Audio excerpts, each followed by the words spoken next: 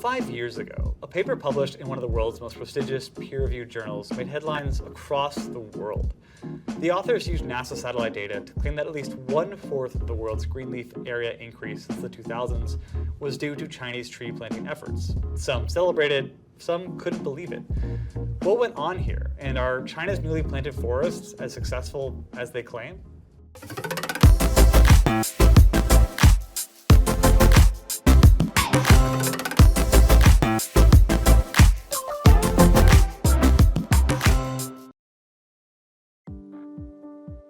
Let's get the bad news over first. In the last century, humans have removed forests from the earth amounting to an area the size of the United States, and we continue to remove about a Bosnia's size worth of forested land every single year. This could be disastrous for biodiversity and the climate, and in many places, it already has. Now the good. Forest loss and recovery usually follows a U-shaped curve. Poor nations with growing populations develop their economy via deforestation and the creation of more agricultural land.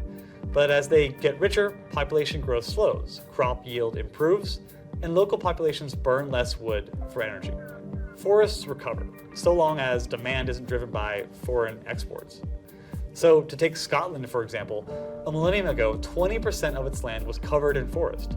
By the late 1800s, post-industrial revolution, that number went down to 5%. Today, it's back up to around 18%. France and England have similar curves. China's forestry story is similar. After New China was founded in 1949, China aimed to economically recover from decades of war and exploitation by Western empires. Vast swaths of its forests were felled again. But after that, things began to slowly change. In 1956, the year that China established its first nature reserve, Mao Zedong announced a 12-year greening campaign in an attempt to reverse the ecological damage. 20 years later, net forest loss had been stopped, but the net gain was less than 1 percentage point. The following period witnessed radical economic and social change across China, which was accompanied by land reforms and a series of programs designed to incentivize tree planting. From 1978 to today, China's forest area increased by 72%, essentially adding 970,000 kilometers squared of forested land, an area over twice the size of Sweden. So, especially after the devastating Yangtze River floods of 1998, China has continuously given forests better legal protection and particularly targeted areas affected by desertification, erosion, and of course, flooding. Massive and unprecedented projects like the Great Green Wall are attempting to shield almost half of the nation from desertification via tree planting. And the project continues. By 2035, China plans to add additional forest area equal to the size of Italy. And did you know? In principle, most Chinese citizens are actually required to plant 3 to 5 trees a year. There's even an entire government website set up to help them do it.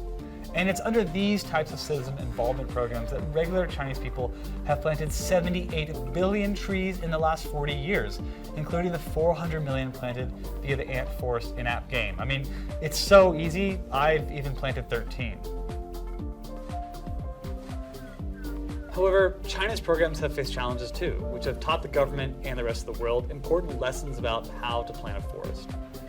Many efforts in tree planting created homogeneous tracts of single-species young woods, monocultures, that grew fast but lacked biodiversity. Policies that financially rewarded planting of specific species backfired when cuttings' lifespans were not as long as expected, or people began removing natural forests to plant ones for profit. But I asked Dr. Yu what lessons China learned. The first one is the importance of tree species selection. Second one is the enhancing the forest quality is as important as increasing forest coverage. And the third one is we need to keep in mind that tree is not always the best choice for every location. And the most important thing I want to stress is that the forestation should be adapted to the local conditions, including the climate, soil, biodiversity, and social factors. The real litmus test for success will be the future, and China's well on track to meet its 26% forest coverage goal by 2026. It also leads the world in annual forest coverage increase. This is good news for the climate. We know that we have to focus on two things. One is to reduce the carbon emission, and the other thing is to enhance the carbon uptake by land ecosystems. The net carbon net absorbed by China's land ecosystem is around 200 to 300 million tons per year, with forests contributing to 65 to 82% of this absorption. Of course, it's important to reiterate here that human-created forests are less effective at doing so than natural ones. So the best way to green the planet is not to cut down what we already have. But China has proven it's possible to reforest a nation, and they are now spreading their experience along Belt and Road nations. And hopefully, one day in the future, we won't have to reforest at all.